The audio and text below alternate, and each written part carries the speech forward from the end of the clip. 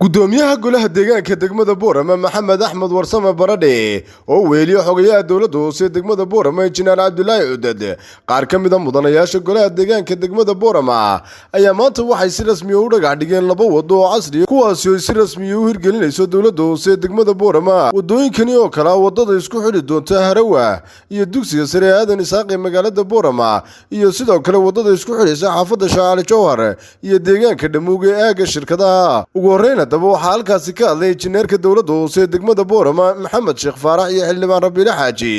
iyo waliba mas'uul ku hadlay afka shirkadda dhisaysa waxaana halkaasi ka sheegeen maanta waxaanu dhagax dhigaynaa wadada Harawa aadan isaaq road taasoo ku jirta qorshaha sanadeedka dawladda hoose ee sanadkan 2021 wadadan cabirkeedu wuxuu noqon doonaa kiiloomitir iyo 200 waxaana heshay oo ku guuleysatay shirkadda Almamani Construction Company oo inala joogta wadadaas waxaan rajaynaynaa inay si qurux badan oo quality oo tayo leh nagu dhisaan waxay yeelan doontaa hal structure oo maxaadani kalfertiya oo caawin doona kuwa hadda aan garab taaganahay xagga hoose wadada drainage-keedana waan balaadhinay oo waan weynaynay meheradaha ganacsiga ee laamiyada ku soo jeeda hadday noqoto barande hadday noqoto catabad waa la jari doonaa waxaan rajaynaynaa inay contractor kala shaqeeyaan mid ka mid ah iminka mashaariicdii 2021 noogu jiray waa mashaariicda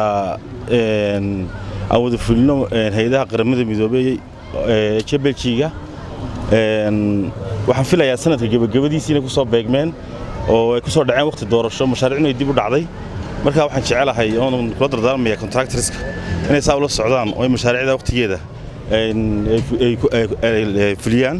istooda xogayaha dawladda hoose degmada Boorama Cabdullaahi Cudad iyo maayirka magaalada Boorama Maxamed Axmed Warsame Baradhe oo hadalka iska daba qaatay ayaa waxay halkaasi ka sheegeen jidkani 1 kiiloomitir bara 1 kiiloomitir 20 mitir sida injineerku sheegay mashruucani wuxuu ku jiray maxaa la raahdaa mashaariicdii la fuliyay 2021 waana gabagabo sanadku markaa waxaan anagu go'aan qaadan qodobada cusub waxaan isla qaadanay haddaan maamulka cusub iyo xildhibaanada inaanu ku dhameystiro mashaariicdaasi muddadii loogu talagalay saadaradeed waxaan u taaganahay dardargelinta mashaariicdaasi inaanu dhamayno halkana waxaan u taaganahay inaan dariiqii koobaad maanta dhagax dhigiisii aanu hadda u taaganahay halkana fariintan ka diray bulshada waxa weeye inay la shaqeeyaan contractorskaasi maxaa la raahdaa kii wadada maxaa la gala meesha la drainage-ka iyo kii guriga soo galay wala dumin doona haddii la yiraahdo bulshada markaa waxa fariintan laga dirnaa waxa weeyaan inay la shaqeeyaan annaguna dawladda hoose ahaan la shaqeyn doona haddii la yiraahdo gaadiidleyda gaar ahaan dadka gaadiidka wata wadada iyaga loo dhisayaa inay ilaashadaan inta loo dhameystiray haddii la ka dhigo dhismaha wadadan laamiga ah wuxuu ka soo bilaabmayaa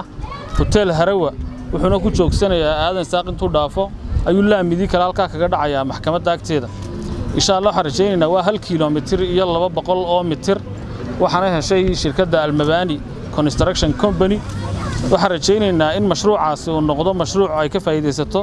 ummadda reer Boorama waxaan rajaynaynaa in mashruucaasi oo iska kaashadeen dawladda hoose dawladda dhexe iyo mashruuca JBLG-ga UN oo noqdo wadadii koowaad ee maanta dhagax dhigayno kulay waxa jirta dawladda hoose waxay maalgelin doontaa iyaduna wadada magaalada soo galaysa oo haddii la hayra roogan dhigi doono laakiin tan aan maanta u taaganahay waa wadadaas bulshadana waxa ka codsanaynaa inay la shaqeeyaan cidda qandaraaska ku guuleysatay waxa kale oo aan ugu bishaaraynayaa bulshada reer Boorama inay iyagu isxilqaameen oo hal injineer oo ka madax bannaan injineerada dawladda hoose iyo injineerada shirkadda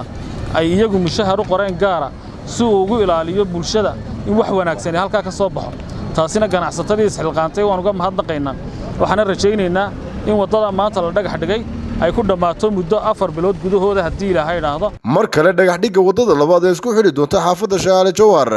iyo deegaanka Dhamuug waxaa ka hadlay injineerka dawladda hoose degmada Boorama xildhibaan Axmed Khayr iyo mas'uul ku hadlay afka shirkadda Samater Construction Company oo ka mid ah shirkadaha waaweyn ee magaalada Boorama oo iyadu dhisi doonto wadadaasi wadadani waxa weeye Dhamuug road waxay noqon doontaa kiiloomitir haddii la yiraahdo quality-ga iyo qaabka ay u dhismaysana maxaanay waxaan la galnay shirkadda oo ku guuleysatay oo la yiraahdo Samater Construction Company BOQ design-kii wixii walba wax walba oo dhameystiran yihiin marka insha Allah waxaan sameynaynaa marka shaqada la bilaabayo test carrakaawada waan soo tijaabinaynaa inay carrakaawada waxaan geenaynaa laabka RDA-da inay carradaasi ku habboon tahay in kale jayga laftiisa waan soo tijaabinaynaa lagu dhisi doono gaamulka waan tijaabinaynaa garaacitaanka compaction test baan samaynaynaa marka every step la qaadi doono waxaa la samayn doonaa test kaasoo lagu fulin doono laabka RDA-da Road Development Agency hadduu ilaahay waxaan rajaynayaa shirkadda ku guuleysatay Samatar Construction Company inay si quality la bulshada ugu dhisto bulshadana waxaan ka rajaynaynaa inay la shaqeeyaan anaga waxa waajibaadna saaran inaan waqtigii loogu talagalay iyo contractkan saxeexnay ku heshiinay dawladda hoose inaan waqtigiisina fulino iyo waxaan noo qoran inaan fulino dadka community-gana waxaan ka codsanaynaa kaabadaha iyo wadada hore soo galay in iyaguna nala shaqeeyaan oo wadada baneeyaan maadaama wadada ay wada xaafada ku dhex taala tahay waxaan halkan maanta aan u joognaa waxa ay tahay dhagax dhiga laba wado oo aan hore u soo dhagax dhignay wadada isku xidha Siciido Goojo Harawa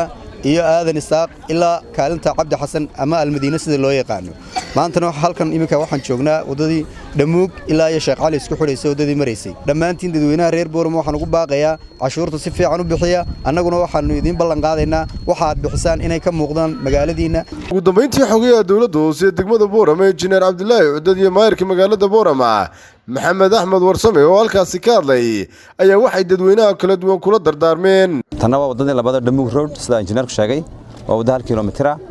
runtii waxayna ka mid tahay mashaariicaha dawladda hoose fulinayso ee muddada ku dambeeyay kala socoteen bulshadana waxaan ka rajaynaynaa baan ku amreynaa oo u sheegaynaa dariiqa iyaga leh dawladdu ma laha dariiqa dadka shacabkaas kale